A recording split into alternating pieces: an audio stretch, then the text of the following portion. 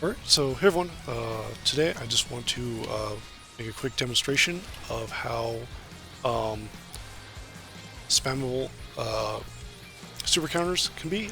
You're allowed to mash the inputs, so up and the rush attack button. If you just keep mashing that as you're being hit, if you fall into the timing, it'll just give it to you. There's no penalty for mashing the input. And to demonstrate this, I've got the inputs on screen, and I have a script set up that just, when I press X, it automatically moves the stick up. I'll show this, me doing it manually in just a little bit. I'm just doing this to remove some user error, but mainly to show how fast you can mash and still be rewarded for it. So, to get into it, just switch him to do rush attacks, so he'll just do his normal semi-infinite, like 20 hit rush chain, and you can see there that just mashing it, we're pretty easy to be rewarded for that. Here it goes!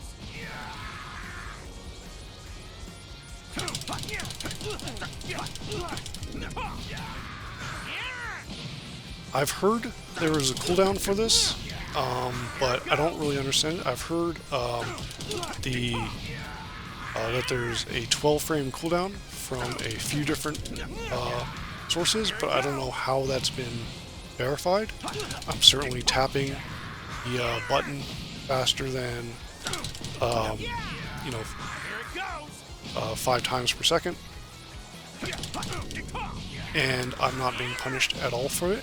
When I think about a cooldown time, I think that, you know, if you have a failed input, you have to wait, you know, let's say in this case 12 frames.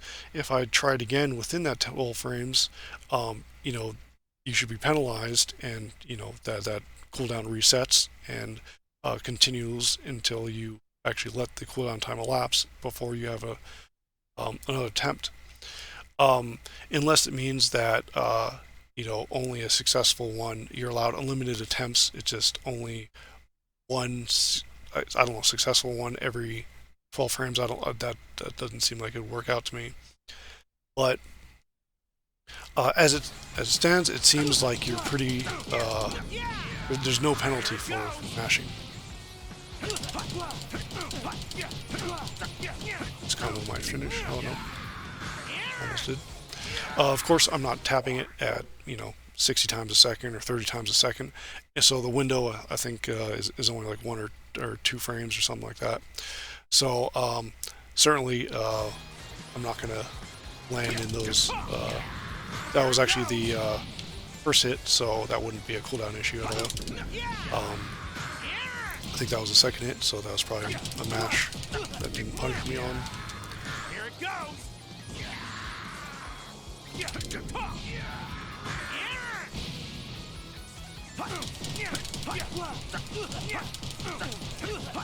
can see there, I just got unlucky, but very lucky follow-up.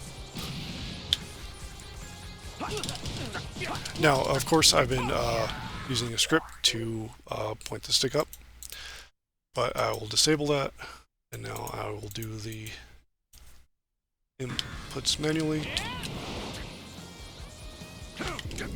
And you see, got one there, got one there by the same mashing. So, I mean, that was the first hit, so that wouldn't be a mash. Or be a cooldown issue.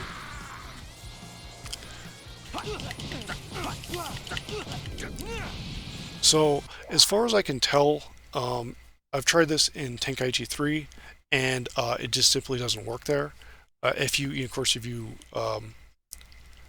put the input in and land it on your first hit, it'll work.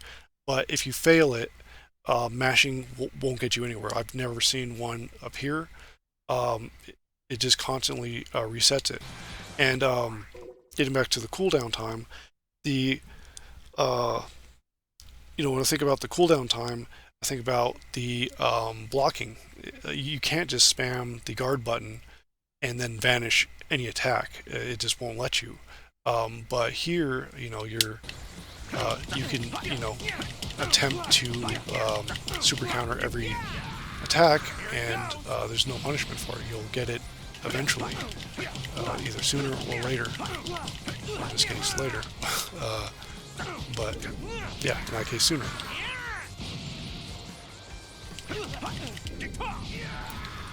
So, of course, there are two issues for this. The super counter has very tight timing, and there's a lot of skill involved in getting that. But being able to mash it really devalues that because a good player will have the good timing to get it, whereas a bad player can just mash like this, and they're still going to get it at some point. The other thing is that the super counters trigger the Z counter battles, and the vanish back and forth. And the key cost for vanishing is very low in this game. And in Tenkaichi 3, it was a full block of key. Here, it's a quarter block. So, against two players who have the timing down, those battles are only going to end when one of them runs out of key first, and that's going to take forever. It can take like dozens of vanishes depending on how much key each player has. So that's very tiring and just taxing. Whereas in Tenkaichi 3, unless you're in max power, you had like a maximum of 10 and usually less than that. One of the benefits for Sparking Zero is, or one of specifically the flaws of Tenkaichi 3 was that the person who ran out of key first actually won the Z counter exchange because you teleport behind them and not follow up with a hit, so it'd just be a free opening, and that led to players keeping their key very low. This was corrected in Raging Blast, but Raging Blast lost the Z counter or super counter in this game. And so Sparking Zero is a perfect base for this because kind of one of the strategic elements of Z counter back and forth vanish battle is that someone who is low on key can attempt a super counter to get back the key advantage. Now, spamming like this doesn't work during that, but as far as costing more, having the vanishes cost a full block of key would force that decision sooner, and it would also make the exchange shorter so that you'd only spend five or so seconds before you might need to attempt one instead of 30 seconds in the endless vanish battle. So I think the two changes I'd like to see is one, punish mashing. If you keep trying to push input, keep inputting super counters within the cooldown window, just keep extending that cooldown window and never allow it until the player actually lets the cooldown period pass. And I think the cooldown should be just something relatively short, like 1 second. I think that's like the vanish window cooldown, so that they can attempt it like once a second.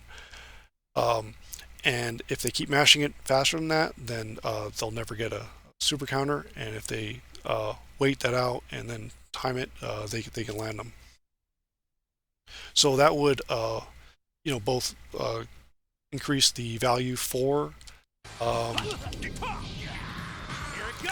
the timing of the super counter, and also limit the Z counter vanish exchanges so that they're not as frequent. And then increasing the cost for the vanish would make it so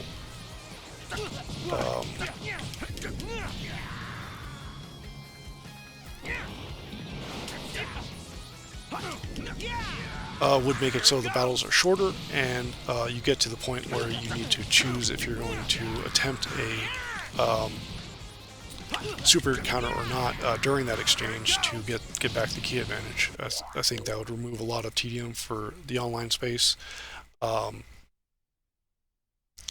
just devolving into constant back and forth battles, especially since if you can spam it, even if there's good players who could time the super counters properly, there's no issue with if they get stuck in a combo and aren't super confident, they can still mash and get the super counter at some point. Anyway, this has been a bit longer of a ramble than I wanted, but yeah, I think that super counters should not be spammable, and I think the key cost for a Z counter exchange should be a full block of key. Otherwise, and I think that would solve a lot of things. Otherwise, that about covers it. Thanks for watching, and everyone, have a great rest of your day.